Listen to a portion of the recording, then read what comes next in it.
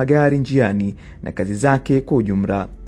Binti huyo aliyezikwa katika kijiji cha Ngumili, Bolenga, Nyamongo, wilaya Serengeti Novemba 6 mwaka 2025, alianza kufahamika kwa ujasiri na bidii yake katika kazi za ufundi magari akiwa na umri wa miaka 17 na baadaye kuwa dereva akiwa na umri wa miaka 19, kazi ambayo mara nyingi imekuwa ikitawaliwa na wanaume. Mama mzazi Osilo Zedekia Omumbu amezungumza na Mwananchi kwa njia ya simu akisimulia hatua kwa hatua za ukuaji wa binti yake, ndoto alizozianza kuzitimiza na familia malengo aliyokuwa nayo na jinsi umauti ulivyomfikia. Na nukuu, alikuwa tegemeo la familia.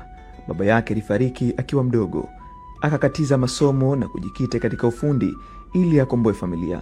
Ndoto zetu zimeminika kwa risasi, anaeleza mama yake. Anasema binti yake alizaliwa Novemba 27 mwaka 2002 na kuhitimu darasa la 7 katika shule ya msingi Yogelo iliyopo wilayani Sengerema mkoani Mwanza. Licha ya kufaulu vizuri, alikataa kuendelea na masomo kutokana na hali ya kiuchumi kwa familia. Namnukuu, baba yake